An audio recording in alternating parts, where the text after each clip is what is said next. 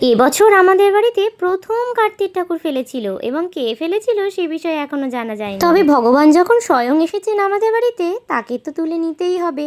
তার জন্য আমরা চলে গিয়েছিলাম বাজার করার উদ্দেশ্যে। প্রথমে গিয়েছিলাম দশকর্মা, তারপর ধীরে ধীরে সবজি, কিছু প্রসাদের সামগ্রী চটপট কিনে ফেলে তারপর গিয়েছিলাম ফুলের দোকানে ফুল নিতে। সন্ধ্যার বাজারটা দেখতে এতই ভালো লাগছিল, এখানে প্রায় সকলেই এসেছিল কার্তিক পুজোর বাজার করবে বলে। আমাদের ছোট্ট কার্তুর জন্য নিয়েছিলাম একটা ছোট্ট সাজ, আর মা এদিকে কিনেছিল, আর এদিকে দেখো বুনু আমাদের চিন্তা দূর করতে একটা ওভেনও কিনে নিয়েছিল।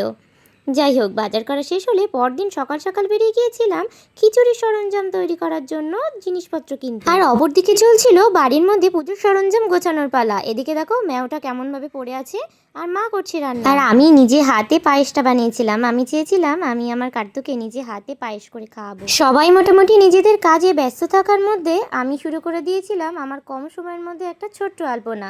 যেহেতু হাতে একদমই সময় কম ছিল এবং সেখানে আলপনাটাও দিতে হতো, পুরনো আলপনায় আমি একবারের জন্যেও কার্তুকে রাখতে চাইনি।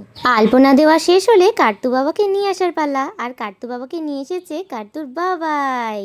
ফেসবুকে এরকম কার্তিক পুজো উপলক্ষে অনেক কন্ট্রোভার্সি দেখলাম, কিন্তু আমি কোনো রকম কন্ট্রোভার্সিতে না গিয়ে আমি শুধু বলবো নবদম্পতির জন্য এই কার্তিক ফেলার ব্যাপারটা এটাও কিন্তু একটা রিচুয়ালসের। তাই বহু যুগ আগে থেকে এই হয়ে আসা রীতিগুলোকে তুড়ি মেরে উড়িয়ে না দিয়ে বা সেটাকে কটাক্ষ না করাই মনে হয় শ্রেয়। তারপর দেখো এই কার্তুর হলুদ জামা প্যান্টটা কার্তুর মশাই এনে দিয়েছে। সব পুজোর গোছানো কমপ্লিট হয়ে যাওয়ার পর আমাদের কিন্তু লগ্ন ছিল প্রায় 9টা নাগাদ, মানে রাত 9টা। খুব কম সময়ের মধ্যে সবকিছু গোছানো হলেও মজা কিন্তু হয়েছিল।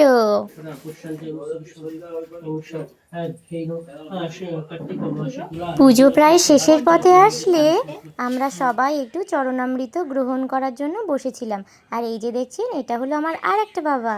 অতি কম সময়ের মধ্যে ছোট্ট পুজোটা হলেও সবাই কিন্তু এই পুজোতে অনেক পরিশ্রম করেছে। এই অল্প সময়ের মধ্যে সবকিছু অ্যারেঞ্জ করা। পুজোর মেনুতে ছিল খিচুড়ি, আলুর দম, চাটনি, পায়েস আর মিষ্টি। সবকিছু মিলিয়ে পুজোটা আমাদের খুব ভালোভাবে কেটেছিল। তারপর নানুর কাণ্ড দেখো, সবাই একটা করে মিষ্টি নিচ্ছে, ঠোকর দিচ্ছে, আবার ওর মধ্যে রেখে দিচ্ছে।